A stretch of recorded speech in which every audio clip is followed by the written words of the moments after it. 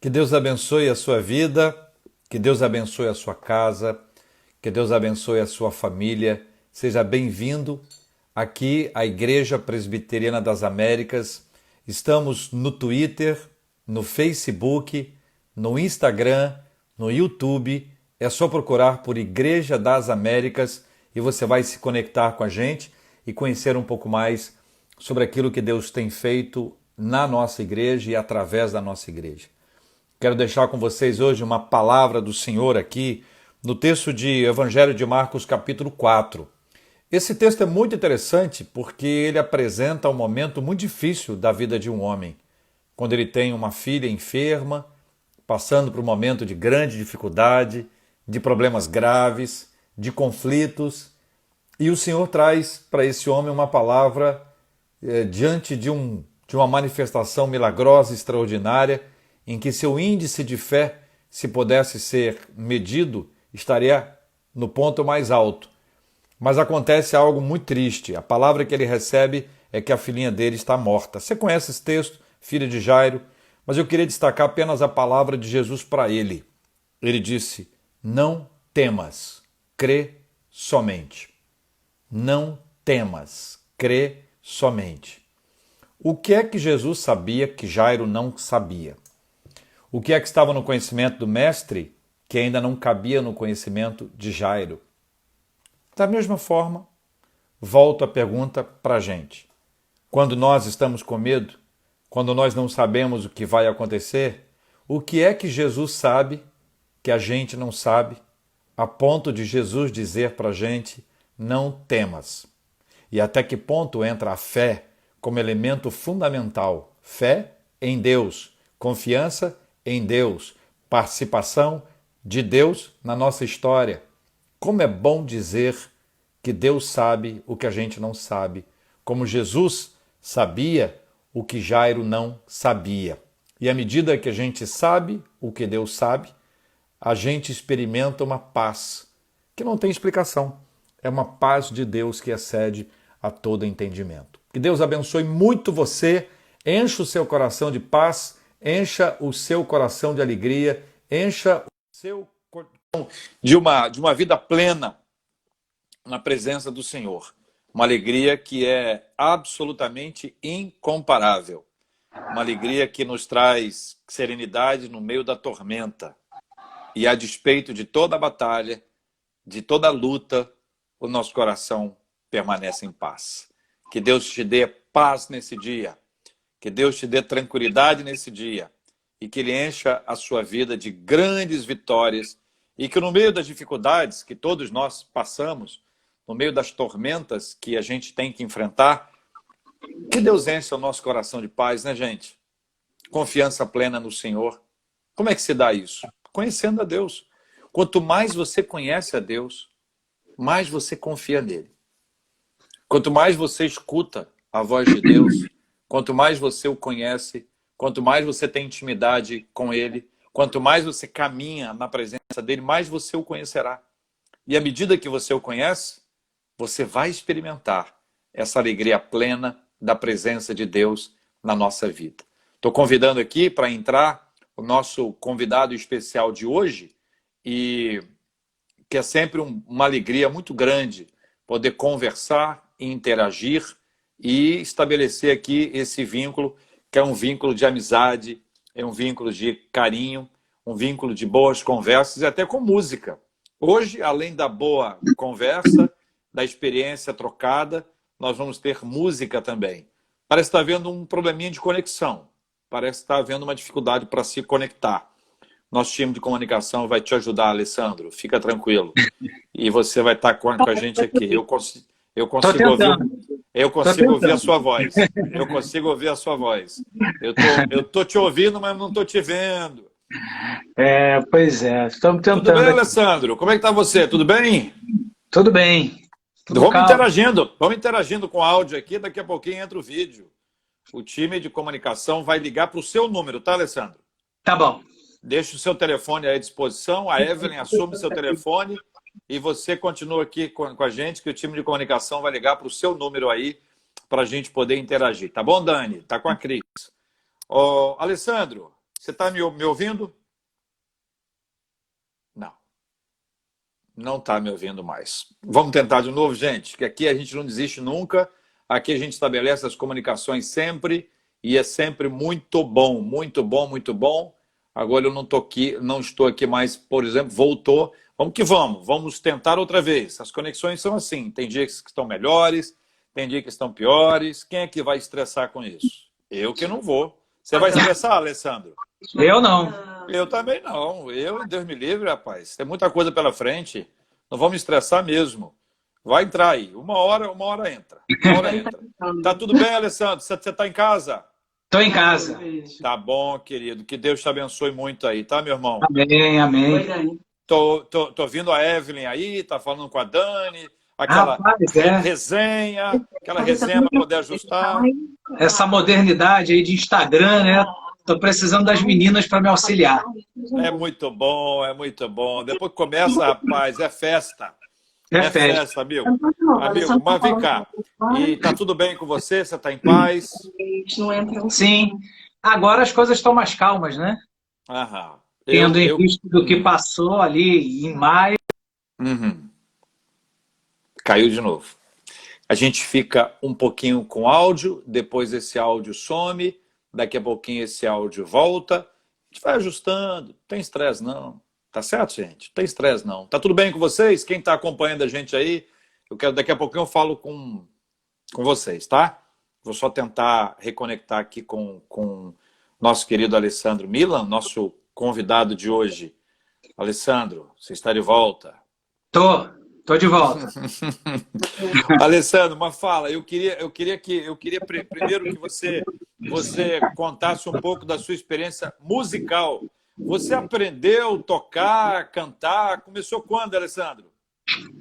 Rapaz, olha, na verdade, o grande incentivador foi o meu pastor à época, na Igreja Presbiteriana da Taquara, pastor Wilson, que tocava muito bem violão, e nessa época não tinha conjunto de louvor nem nada. Ele de toga levava o violão ali e ele pregava e era ele que tocava todos os hinos e os louvores. E aí a minha geração acabou se entusiasmando. Tá caindo. O nosso time tá dando um jeito nisso aí. Boa noite para você, quem é que está aí? Vamos lá, quero ouvir aí o boa noite, de onde vocês estão acompanhando a gente. Vamos interagir um pouquinho enquanto as questões técnicas estão sendo respondidas. Boa noite, de que bairro você está acompanhando aqui a nossa live aqui hoje no nosso Instagram da Igreja das Américas. Sejam todos bem-vindos. Boa noite, que Deus abençoe a vida de cada um de vocês. Deixa eu dar boa noite aqui para quem já entrou. Boa noite tem alguns nomes aqui que eu não sei quem são as pessoas. Estou vendo aqui a marca, né? Para evoluirmos. Carinho Divo, Hilton Fajardo, meu amigo, Raquel Honorato, a Maria do Carmo, Claudinha, também aqui Nitinho, aqui Vera Lúcia Gonçalves e outras pessoas que entraram juntos, Dani Lomba, a Evelyn Maia está aqui, a Dani Lomba está aqui, Cristina Big está aqui, Vera Lúcia, a Dircilene Arruda, Fabiano Veloso, Terezinha, a Terezinha está aqui, Lúcia Ferreira, Eliane, Tiago Azevedo, a Nilson Sanches, Aloísio, Ellen Barbosa, Eliane, o Wilton aqui, ó, Joseli, Denise, Evelyn aguardando conexão, vai chegar, João está aqui também, Yolanda, eu estou de olho em você, Yolanda, Alessandra, esposa do aniversariante de hoje, nosso querido presbítero Ricardo, boa noite aqui para Denise Soares, Fabiano Veloso está aqui com a gente, meu querido, Vera, Deus te abençoe, Sônia, a Sueli Logato, Deus abençoe a todo mundo que está chegando, sejam todos muito bem-vindos, que bom que vocês estão aqui. Cadê a Evelyn, gente? Sumiu aqui outra vez, hein?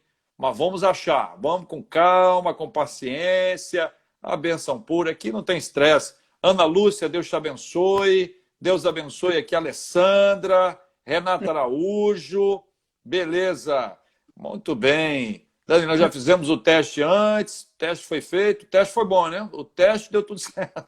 Eu gosto do teste. Eu Alessandro, voltei. o teste foi maravilhoso, entendeu? Ficou tudo maravilhoso. Quando o jogo, como o juiz apitou para começar o jogo, não funcionou. Vamos Mais ou tentar menos outra assim. vez. Mas o jogador está aqui de novo para chutar a bola. Chuta. Ah, mas está bem acompanhado. Agora vai. Agora vai. Faltava a Evelyn aí do seu lado, Alessandro. É verdade. Agora o negócio está resolvido com a graça de Deus. Vamos lá. O pessoal do time de comunicação está ajudando. Boa noite, gente. Deus abençoe. Olha que turma maravilhosa aqui. Eu estava lá atrás, ainda não vi tanta gente que entrou. Deus abençoe aqui. Leonardo, Deus abençoe Maurício, Lívia, Tatiana. Deus abençoe a vocês todos. Que bom que nós estamos aqui. Que bom nós estamos conectados. O que é que acontece? Enquanto eu estou aqui falando com vocês aqui, nós temos aqui a Dani e a Cristina estão lá falando com o Alessandro. Há uma dificuldade em conexão. Dificuldade de conexão, o que a gente faz? A gente insiste. Uma hora essa porta abre, né? Uma hora essa porta abre. E quando essa porta abrir, a gente faz a nossa conexão para estabelecer. Estou te ouvindo aí, Alessandro. Ô, rapaz, mas que suplício, hein? Sofrido, tá sofrido aqui. Vai ser assim até o final, gente. Jogo sempre animado, entendeu? Jogo animado. Alessandro, então, aí você começou e quem te encorajou foi o Wilson Azevedo, né? O Azevedo, Isso. que é um craque em internet e foi pioneiro nisso, começou a falar sobre esse assunto quando eu não tinha a menor ideia do que era isso. Verdade. O Wilson já estava lá mandando ver. Olha aí, que maravilha. Super, Verdade. Muito bom. Alessandro, é o seguinte, a gente vai ter essas coisas de conexão. Daqui a pouquinho, provavelmente, ou é possível que a sua conexão caia. Quando cair, você volta. Caiu agora.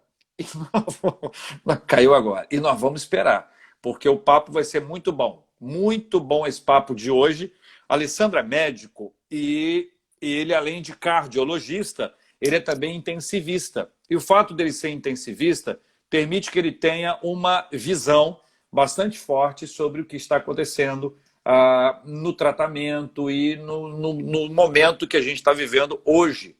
A gente vai começar tratando, Alessandro, um pouquinho sobre o começo desse processo inteiro, né? Como é que isso começou? E nós estávamos em março, Alessandro. Perfeito. Março de 2020. Era um anúncio de que poderíamos ter uma pandemia, de que ela estava vindo para cá, de que a gente estava entrando nesse lugar. Como é que foi o hospital? Como é que foram a chegada das pessoas, os primeiros pacientes? E como eu estava dizendo, Alessandro, a conexão vai cair. E se cair, você pode voltar que eu estou aqui te esperando, tá bom? Tá bom. Deixa eu dar boa noite mais uma vez aqui para todos, especialmente para o meu amigo Hernandes Dias Lopes, reverendo Hernandes Dias Lopes, meu príncipe, que está sempre aqui acompanhando as nossas lives. Alessandro, já caiu de novo. É por aí, não é isso, gente? Aqui não tem estresse não, viu? Os meninos do time de comunicação, cuidem do Alessandro. Pode deixar, tá tranquilo aqui, a gente vai interagindo. Vejam lá o que pode ser feito e o que não pode ser feito. Não vai ser feito, não tem estresse. A gente faz de outra maneira. E aí, Alessandro, já está aqui comigo? Já estou aqui. Então, março de 2020. Então foi assim. Quando a gente soube de toda a notícia, o hospital já começou a se preparar pensando aonde que seriam alocados os pacientes e como que a gente criaria os fluxos com a questão da paramentação, que a gente chama, que é aquela vestimenta especial, as máscaras e os protetores todos. E nós tivemos, inclusive, que fazer algumas obras adiantadas lá no Gafré, no hospital público que eu trabalho, para a gente poder, então, alocar. Só que foi tão, assim, corrido o negócio que a gente não conseguiu terminar tudo que a gente planejou e nós tivemos que descer um pouco correndo. Para aí, descer um pouco correndo. Esse é o ponto que a gente retoma. Hoje vai ser assim, viu, gente? Hoje será assim, salvo com a graça de Deus, se houver uma mudança na nossa conexão, havendo mudança, nós estaremos aqui. Se não houver, vida que segue, sem estresse. Alessandro, as mudanças que foram feitas correndo. Isso, correndo. Então a gente desceu, a equipe ainda não estava formada adequadamente. Preciso dizer que muita gente se afastou e ainda está afastada. Muitas pessoas foram deslocadas das suas funções iniciais para compor essa equipe. E a gente começou muito corrido, todo mundo tendo que dar muitos plantões. E foi difícil, porque estava todo mundo descontente, soava um pouco como despreparo, já que não deu assim aquele tempo da gente preparar tudo como a gente queria. E foi muito assim, foi muito difícil, até que as coisas foram aos pouquinhos entrando nos eixos e as pessoas parece que foram... Anotem aí. As pessoas parece que foram, ele está descrevendo a realidade de um hospital público, de atendimento de excelência, e que, naturalmente, essas coisas surgem, né, gente? Os problemas começaram a aparecer de forma mais intensa, né? Boa noite para quem está chegando, sejam todos muito bem-vindos. Nós continuamos aqui a nossa conversa com o Alessandro Milan, aqui no Instagram da Igreja das Américas e também, se você já estiver assistindo a gente no canal do YouTube. Alessandro. Estou aqui. E aí, bom, continua. Então, o que aconteceu foi isso. Aí depois as pessoas, elas mudaram daquela fase de insatisfação e de medo de pegar e de ter uma complicação para uma fase de se ajudar, entender que é uma pandemia, que as medidas excepcionais são necessárias nesses casos. E aí as pessoas passaram a se ajudar e a trocar experiências, já que era uma equipe assim, interdisciplinar, de várias especialidades. E aí a coisa começou a ficar melhor, porque aí houve troca de experiências, leitura de artigos. Eu já vinha produzindo um protocolo por causa do outro hospital, que foi aproveitado. Alguém anota aí e me passa, hein? Eu já vinha fazendo um protocolo do outro hospital, que foi aproveitado. A gente está, hoje, para quem está entrando agora, é o seguinte, a gente está com um problema de conexão lá na outra ponta, com o Alessandro. E a gente vai interagindo aqui por áudio, enquanto isso for possível. Aqui não tem estresse. Aqui a gente não estressa de jeito nenhum. Esse é um dos lemas da Igreja das Américas. Alessandro, e aí o protocolo aí, que você já veio fazendo, que foi aproveitado. Isso. Aí nós aproveitamos o protocolo, mas é difícil fazer um protocolo daquilo que não se sabe, né? Então, assim, tudo que era feito de uma forma parcialmente empírica, no que diz respeito ao tratamento, do que tinha que ser feito. Ninguém no mundo inteiro sabia, cada um estava fazendo do seu jeito, seguindo experiências de outras viroses do passado, e a gente foi aprendendo durante o processo, mudando e atualizando o protocolo semanalmente, até que a gente chegou mais ou menos no modelo que a gente julgou ser o melhor, mas que talvez não seja o definitivo. E foi no meio disso tudo. No meio disso tudo. Está aparecendo aqueles vídeos, né, que a pessoa vai falando, e no meio disso tudo, daqui a pouco você fala, o que aconteceu? Segura aí. E no meio disso tudo, quem está me ajudando aí com a frase, quem é para evoluirmos? Que eu não sei. Quem é para evoluirmos? Dá um nome aí para eu saber, para eu poder te agradecer nominalmente ou para evoluirmos. E no meio disso tudo, olha a frase, no meio disso tudo, beleza? No meio disso tudo, olha aí, vamos lá. No meio disso tudo, não está aqui ainda não. No meio disso tudo, sem estresse, Deus me livre, aqui não tem estresse não.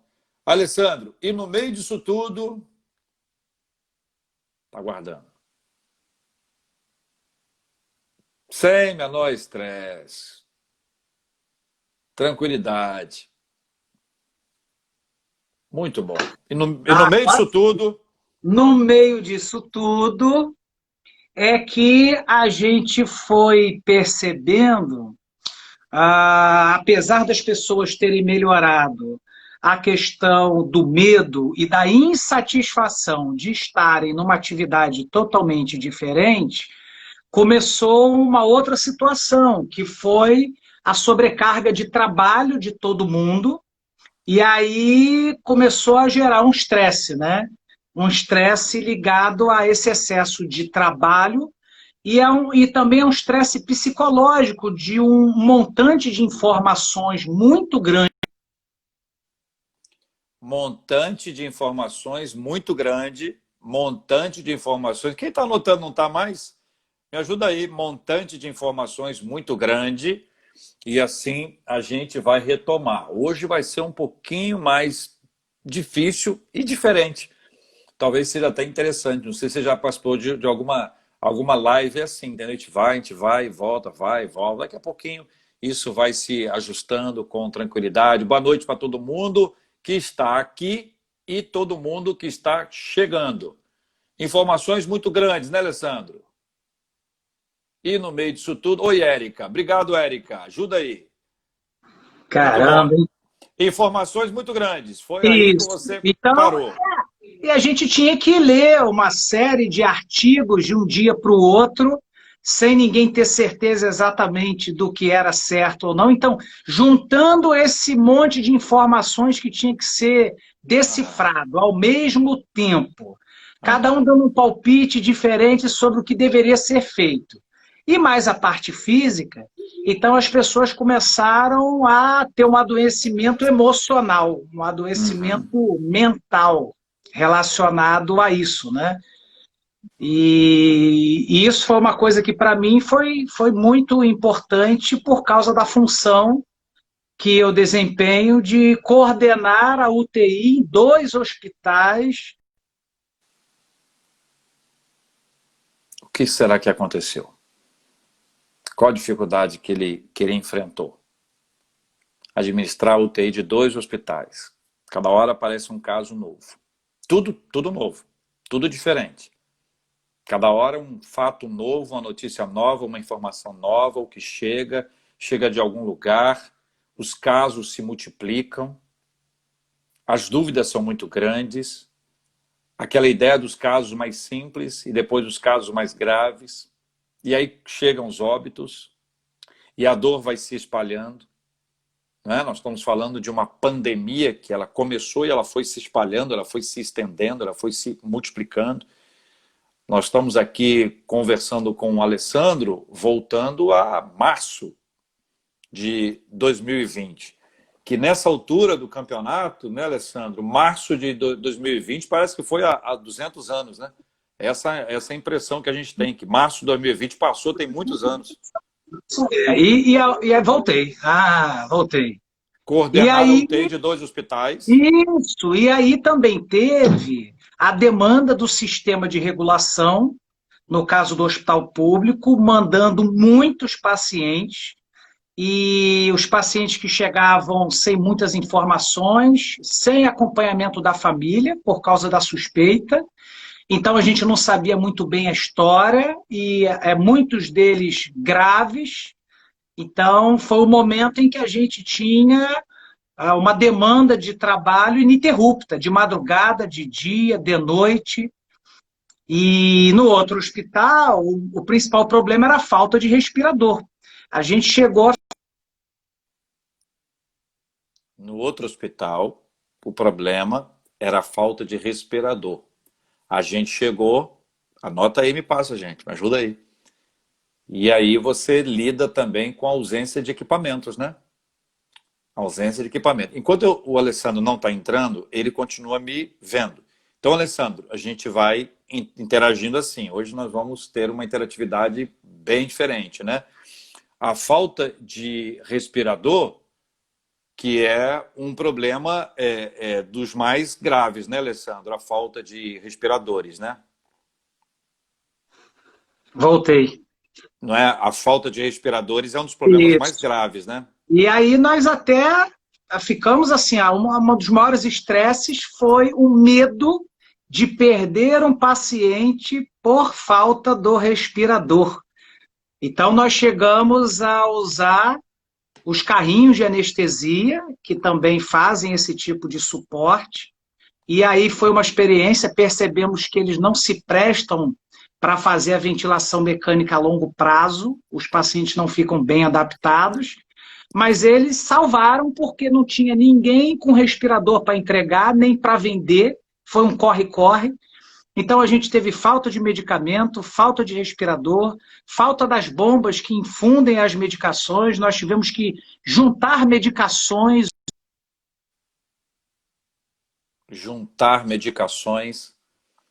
Veja que quando a gente fala que o trabalho de todo o pessoal da área de saúde, que inclui os médicos, mas todo mundo é trabalho de herói, eu acho que agora a gente está identificando um pouco mais o que tipo de trabalho de herói é esse, né, que a gente fala. A gente diz que é o trabalho de herói porque é um trabalho de muito tempo, de dedicação intensa, de riscos contínuos, mas também de juntar coisas. É um herói MacGyver, né, que vai juntando as coisas para tentar dar prosseguimento ao atendimento paciente, às pessoas que chegam nos seus diferentes níveis, né, Alessandro? A gente está falando aqui no ponto que tivemos que juntar medicações. Eu estou falando, você continua, enquanto você sai, você continua vendo, né? Sim, claro. Beleza. Aí, então, juntamos as medicações por causa da falta de bomba. Nós tivemos problema de faltas dos EPIs, porque ficaram caros, acabaram no mercado. Quem tinha queria vender por um preço exorbitante. E aí chegou num ponto em que o hospital conseguiu comprar o tecido, o rolo do tecido, para fabricar os próprios capotes, que era algo que se comprava pronto. Não se tinha isso. Só que imagina a costureira, para poder produzir milhares de capotes, a gente gastava por mês de 3 a 5 mil capotes. Meu Deus, que situação, hein, gente? Que situação. Hoje a gente está entrando dentro dos hospitais. Hoje a gente está conseguindo identificar um pouco dessa loucura que foi, desse tempo extremamente difícil que foi. Vamos saber se foi ou se ainda é. A doutora Alessandro, cardiologista, intensivista, que está lidando com isso desde que iniciou, né, Alessandro? 3 a 5 mil capotes por mês. Isso aí. E as máscaras, quer dizer, a gente teve que aprender a reutilizar aquelas máscaras chamadas N95, coisa que normalmente a gente até fazia, mas tivemos que aumentar o prazo, então havia ali um temor de que a máscara não continuasse com a mesma eficiência com o passar do tempo, já que era uma situação nova. Então, foi muito difícil. Nós, profissionais, começamos a comprar os EPIs com medo de acabar no hospital, a gente ter que ver os pacientes e não ter o material. Então, houve uma busca pela internet para se adquirir. Que loucura, hein, gente? Meu Deus. Nós estamos recebendo aqui o Alessandro, que é médico, que está contando. A gente está só com o áudio dele por uma questão de problema de conexão lá, mas a gente não quer abrir mão desse tempo. Eu acho que está sendo bastante rico, né, gente? Quem está acompanhando aqui, a gente está conhecendo uma circunstância que talvez não seja do conhecimento de todos, né? Então, a aquisição, Alessandro, né, desses equipamentos para que os... Olha aí! Aí sim, hein? Agora sim, hein? Após foi Helena. Após foi Helena. Helena resolveu esse negócio. Helena daqui a 35 anos. Ei, maravilha! Obrigado, Evelyn. Muito bom, hein? Muito bom. Obrigado, Olha, gente. Muito bom, Evelyn. Você é uma bênção, Evelyn. Nós te amamos. Fica aí, Evelyn. Participa aí. Eu vou pegar o carregador, Rez. Aí sim. Por favor, agora só não pode acabar a bateria do celular. Nós trocamos o celular. Aí agora parece que resolveu, entendeu? Tá excelente, excelente. Imagem nítida, olha aí, sensacional. Só isso que estava faltando. Ih, agora não falta mais nada. Alessandro, aí foi feita uma busca pela internet, dos equipamentos. Isso. E aí, assim, os médicos, Só um pouquinho. conforme tudo eles bem. encontravam... Um pouquinho. Só um momentinho aqui. Só Tá pra tranquilo. carregar o celular, gente. Um minuto. Tá tranquilo, nós estamos com vídeo agora. Ih, Pronto. vamos até amanhã. Até Conforme amanhã os não, que médicos, o Instagram cai. conforme os médicos encontravam na internet, então um avisava para o outro para poder dividir. Então comprava-se as máscaras e a gente rateava, dividia, comprava junto com a equipe de enfermagem também. Meu Então Deus. isso foi uma coisa que aconteceu. Então imagina somar pacientes chegando um atrás do outro sem parar, cada um mais grave que o outro. Soma-se não ter certeza do tratamento que a gente tinha que dar. Soma-se a essa dificuldade de obter o material para a proteção. Então, nós passamos a fazer uma medicina totalmente diferente da medicina que a gente praticava, que é uma medicina muito defensiva. Isso já é feito normalmente, mas as pessoas ficaram com um temor tão grande que muitos procedimentos que nós fazíamos corriqueiramente, eles não foram permitidos ou orientados pela OMS, pela AMIB, que é a Associação de Medicina Intensiva Brasileira, e eram procedimentos que, em outras circunstâncias, poderiam salvar as vidas e que agora a gente não conseguia fazer, porque isso poderia contaminar toda a equipe. E aí a gente foi tendo a baixa da equipe e quem ficava tinha que cobrir a baixa. E aí você não conseguia quem pudesse dar essa cobertura, porque os médicos que estavam disponíveis, eles foram, digamos assim, rapidamente recrutados para os hospitais. Uhum. Então, num dos hospitais que eu trabalho, o hospital particular, a gente teve que pagar melhor os médicos, a gente teve que correr para, digamos, segurar o profissional para que ele pudesse nos ajudar. Nós chegamos a ter, num dos hospitais, de uma equipe de 24 médicos, nós chegamos a ter uns 18 que adoeceram. Então, imagina, a gente vivia naquela, será que vai ter que fechar a UTI? Mas não dava para fechar, porque estava abarrotada de pessoas chegando. Então, aquelas coisas que a gente vê, aluguel de uma câmara frigorífica para os pacientes que morriam porque o hospital não comportava esse tipo de situação. Aí a gente começou a ter os profissionais com seus familiares adoecendo, além deles adoecendo. Então, era uma preocupação para o filho, era uma preocupação com os pais, era sobrecarga de trabalho, um tendo que cobrir o outro. Então, foi assim, uma avalanche de emoções, digamos, negativas ao mesmo tempo, e a gente teve que administrar isso tudo, pedindo a Deus que amenizasse isso e alentecesse isso, porque as pessoas estavam esgotadas de uma tal forma que a gente já estava sem paciência. Você via que já havia mais briga, as pessoas estavam emocionalmente lábeis, né? E você precisa administrar esse tipo de situação. E é uma situação nova para todo mundo. E para mim, realmente, é um depoimento. Foi muito, muito, muito difícil lidar. Eu acordava com problemas, passava o dia com problemas, dormia com problemas, e a gente começa a sonhar com essas situações. É incrível, mas a gente sonha. Sim. Que está vendo os pacientes, enfim, que está tentando. Aí a gente é acordado de madrugada pela situação, então o sono era fragmentado, a gente não tinha uma boa qualidade de sono. No dia seguinte começava tudo de novo. Então foi uma época muito, muito, muito difícil. E eu tive que, no finalzinho, pedir uma licença para poder descansar, consegui pessoas que me ajudaram, a quem eu sou muito grato nesse momento, e sair de cena para me recuperar emocionalmente, porque eu estava adoecendo. Então, eu fiz o burnout, que todo mundo ouve falar, né? O burnout, Isso. esse negócio existe? Gente, existe.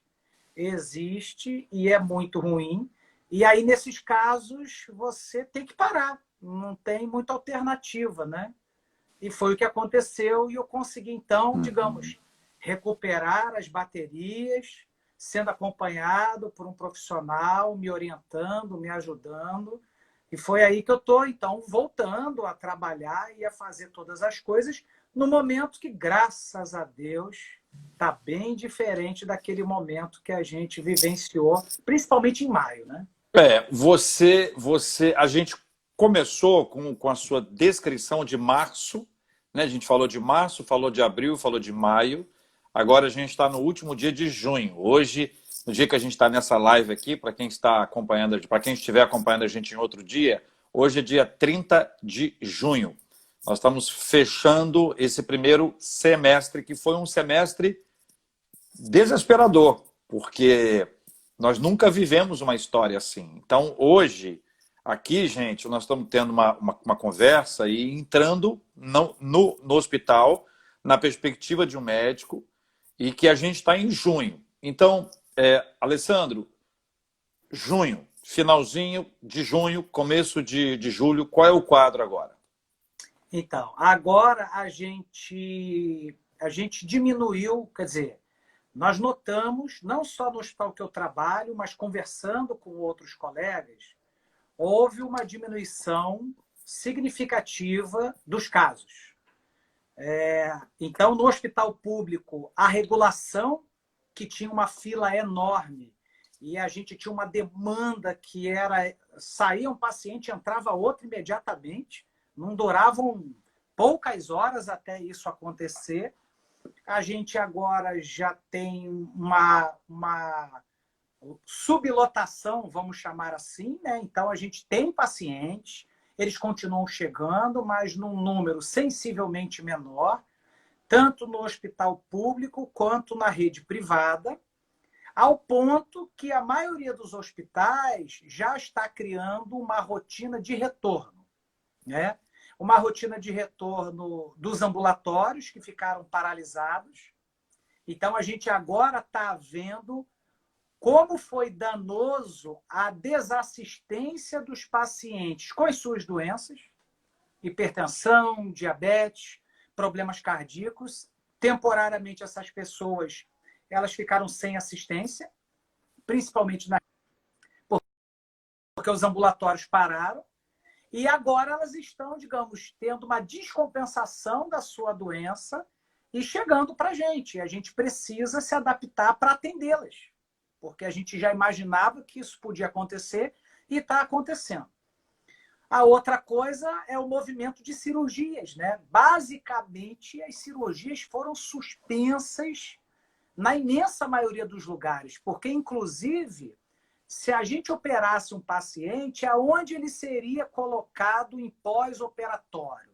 Nem todos os hospitais tinham uma UTI só para pacientes COVID-free, ou sem COVID, né? Então, aonde eu trabalho, por exemplo, a UTI ela foi completamente tomada por pacientes de COVID. As cirurgias de emergência aconteciam e, se acontecessem, o paciente provavelmente adquiria o COVID, porque não havia outra forma de se fazer isso. E agora, os pacientes que têm suas cirurgias de câncer, cirurgias de coração, já está se criando um fluxo de segurança para que as cirurgias retornem.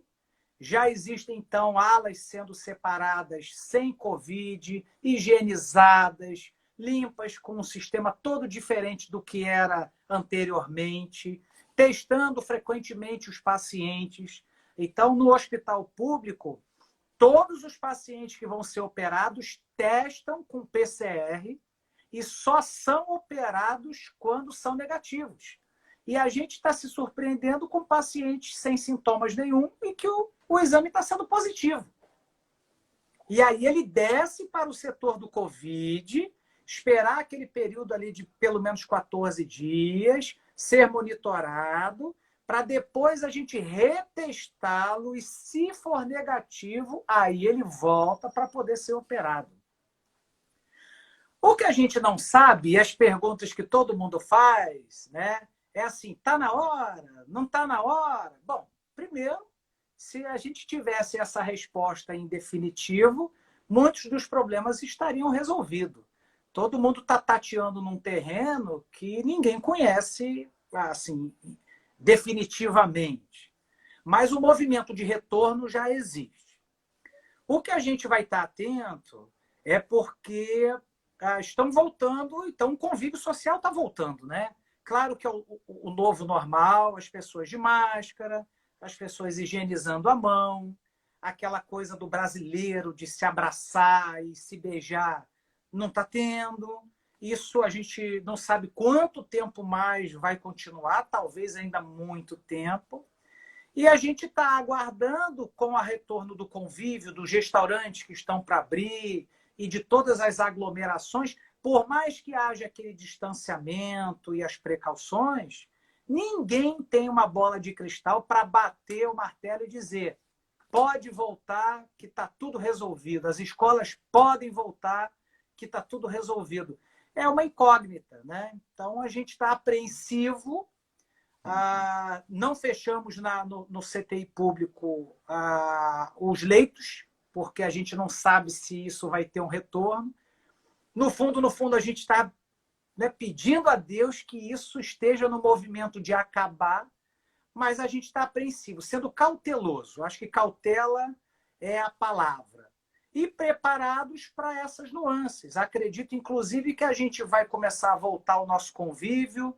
Se notarmos que alguma coisa está acontecendo, a gente para de novo, aguarda mais um pouquinho e volta.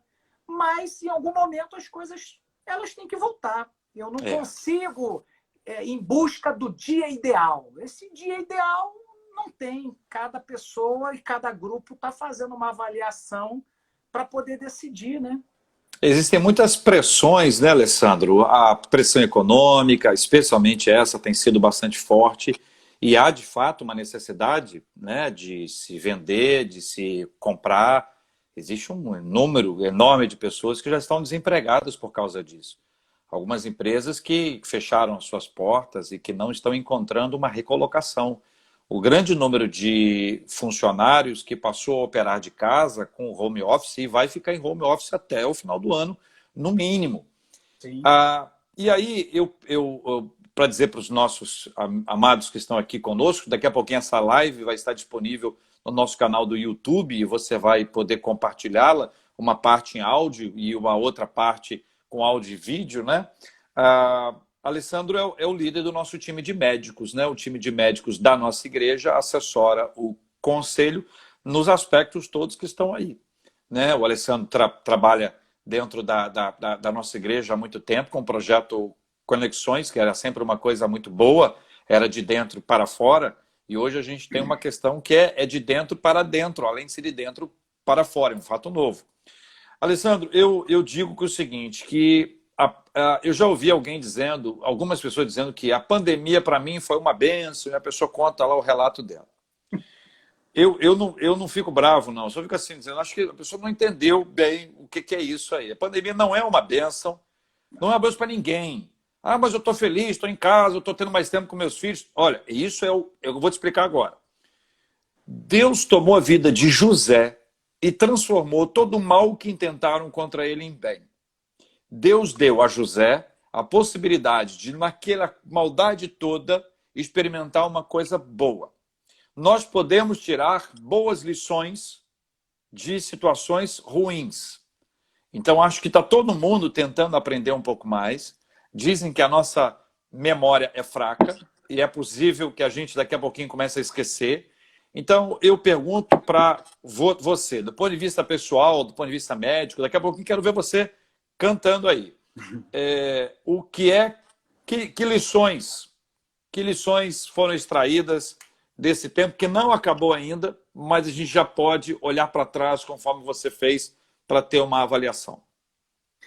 Bom, eu acho que foram muitas lições que nós tivemos. Eu concordo que, apesar da gente poder tirar pontos positivos, a pandemia foi uma calamidade mundial, né? E aqueles que perderam os seus familiares, queridos e próximos, estão convencidos disso, né? Bom, a gente que é médico, a gente tirou algumas lições, pelo menos aqui do meu cotidiano, eu acho que no nível mundial. Primeiro, que a gente entendeu que essa globalização que nós vivemos, não só na área da internet, mas os voos e as conexões, essas viroses que antes não chegaram aqui, a gente agora entende que esse é um mal real, possível, e que se não houver um processo de planejamento rápido, a gente vai sofrer com outras viroses e outras pandemias. A gente não acredita que essa foi a primeira nem a última. Mas a principal lição é que a gente aprendeu a se organizar. O Brasil, ele não sabia se organizar tão rápido para tanta gente ao mesmo tempo. Aliás, eu acho que o mundo não sabia. A gente viu que faltou leitos nos Estados Unidos, que é a maior nação do mundo, faltaram leitos na China, faltaram leitos na Itália. Então, não foi apenas uma questão de ser um país de primeiro mundo ou de terceiro mundo. Foi uma questão que ninguém estava preparado para administrar no volume de adoecimentos que teve. Acho que a segunda grande lição que a gente entendeu é que essas situações extremas exigem medidas extremas. E as medidas extremas não cabe muito você dialogar, cabe você cumpri-las para que o mal seja menor. Então, perdeu-se muito tempo discutindo, mas assim eu não quero, assim eu quero, mas por que o fulano também não está aqui trabalhando, mas eu estou trabalhando? Não dá mais para perder esse tipo de tempo. As pessoas precisavam ser atendidas, a medida era urgente, era rápida, e eu acredito que todos os profissionais, principalmente os que trabalharam, vão ter uma consciência de que não há tempo a se perder. As pessoas têm que se unir, mesmo que com o desvio da função.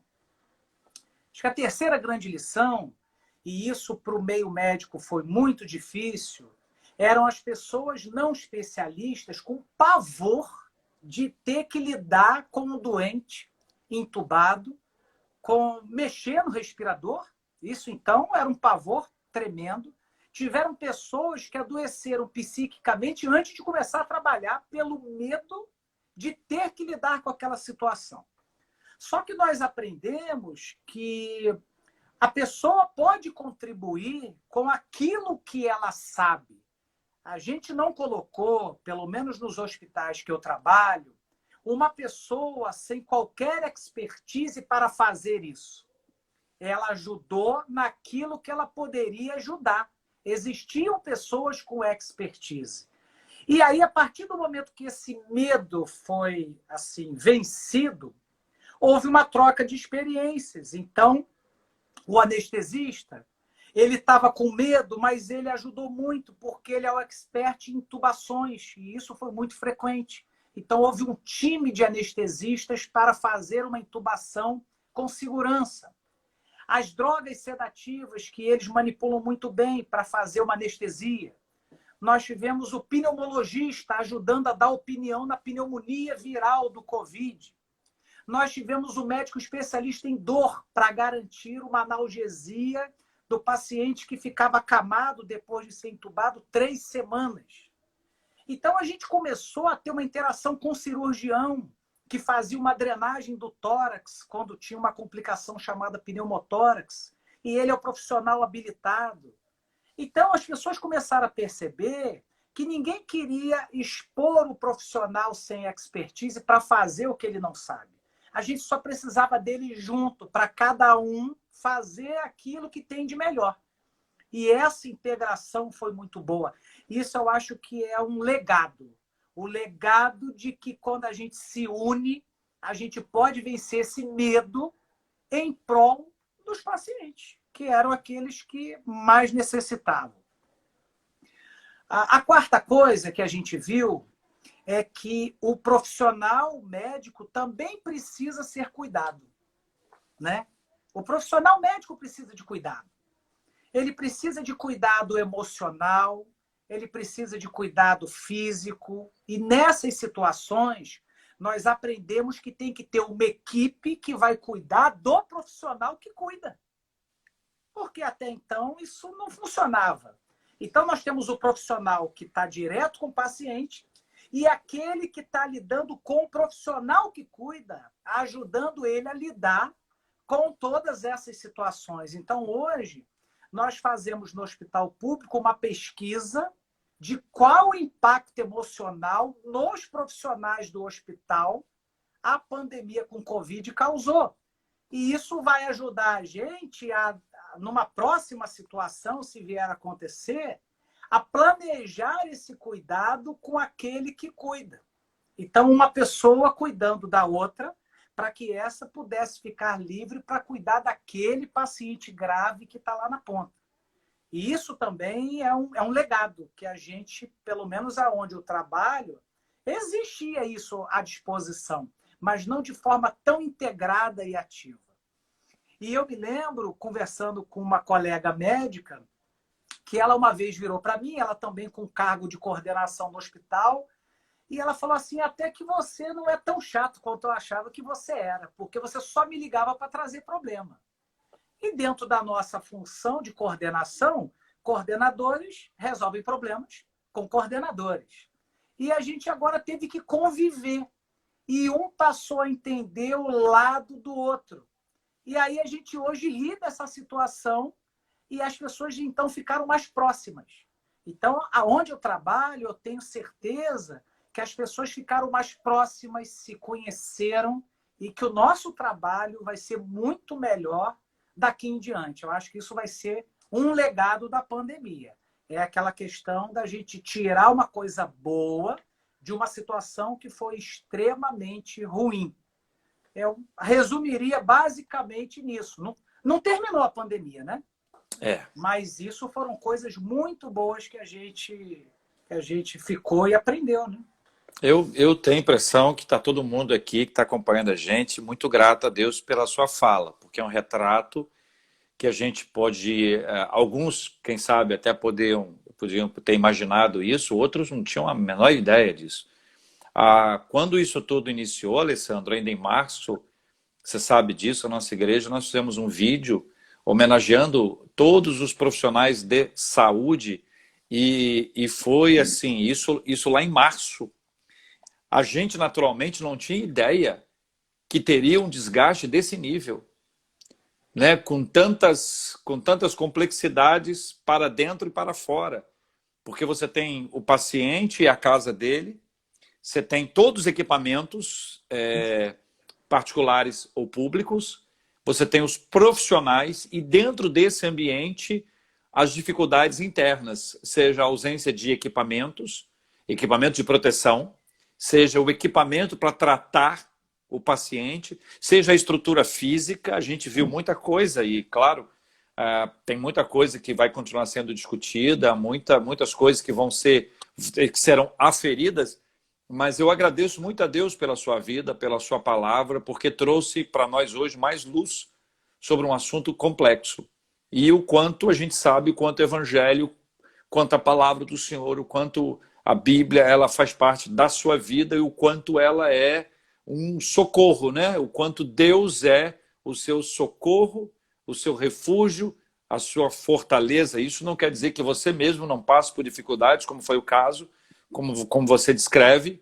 A gente não vive no ufanismo de que a gente não passa por dificuldades, isso é uma insanidade, mas ainda existe muita gente que diz isso e que diz que quando você diz, acontece. Então você tem que dizer para acontecer. Se você não diz, não acontece. Então ficam umas coisas complicadas até do ponto de vista bíblico, né? E aí a pergunta é essa, a gente tem 5 minutos só. Como é que Deus te deu esse socorro, te conduziu, te ajudou nesse tempo? E se houve uma música que te acompanhou em algum instante como esse, e essa música veio, se você puder cantar esta música, a gente fecha assim. Tá bom. Bom, primeiro eu confesso que eu relutei para buscar uma ajuda profissional, médica, né? Porque eu achava que não precisava, enfim, aquela coisa o médico muitas vezes tem essa dificuldade de lidar. E eu sempre tive muito apoio da Evelyn, da minha esposa, né? Enfim, da minha família. Mas quem conseguiu vivenciar isso foi a minha esposa. E aí ela falava, olha, você precisa de uma ajuda, você precisa de uma ajuda, estou vendo que não está dando. E ela começou a ver todo aquele sofrimento, né? Aquela angústia que eu vivia angustiado todos os dias, aquela sensação, né, de angústia, como se você fosse fazer uma prova, um concurso, aquele aperto no peito, aquela coisa toda. E aí eu comecei a ter uma queda de produtividade, de querer ser resolutivo, assertivo no que tinha que ser feito. E aí foi aí que eu resolvi procurar essa ajuda. A gente sempre pedindo a Deus para poder orientar, mas era uma massificação de problemas diários. E aí eu pedi ajuda médica, aí comecei um tratamento para tentar reequilibrar emocionalmente, mas ainda assim estava sendo difícil. E foi aí que eu tomei assim a decisão de compartilhar com a colega que está cuidando de mim que eu precisava de um tempo. E eu sou aquele Caxias, sabe como é que é? Eu não falto de jeito nenhum. Eu posso estar passando mal, gripado, doente. E aí a Evelyn fala, mas você está passando mal. Eu falei, não, eu vou tomar um remédio e eu vou trabalhar porque as pessoas estão precisando. Eu tenho que resolver as coisas. E aí eu me conscientizei que eu estava naquele limite.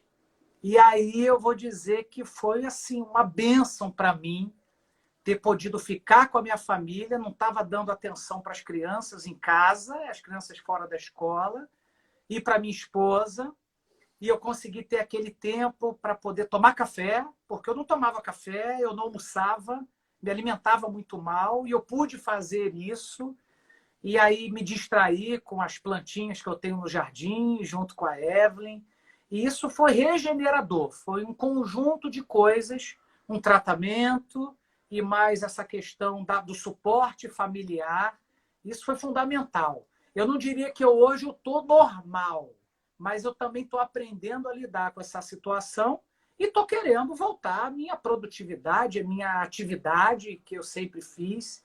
E todo mundo estava preocupado no hospital comigo e eu também recebi muito amor de pessoas que eu não imaginava e que estavam preocupadas comigo. Isso é bacana também, né? A gente só percebe nesse momento. Isso foi muito bom, muito bom. Estou sendo tratado ainda por Deus, pedindo a cada dia que Ele me ajude, mas agora estou fazendo a minha parte. Todo mundo tem alguma parte a ser feita, né? Não adianta achar que Deus é o gênio da lâmpada, que a gente dá aquela roçadinha na lâmpada e as coisas acontecem, não duvidando do que Deus pode fazer, mas existe algo que a gente pode fazer e buscar ajuda quando isso acontecer. Foi o meu caso, graças a Deus, as coisas agora estão melhorando. E a música? Vamos lá. Vamos lá. Essa das antigas, como é de costume.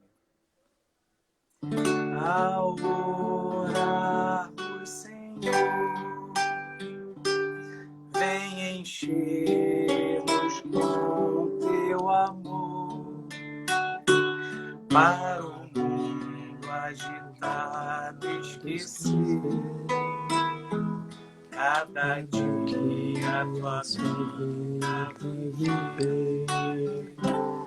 Nossas vidas vem, pois, transformar, refrigério pra alma nos dar.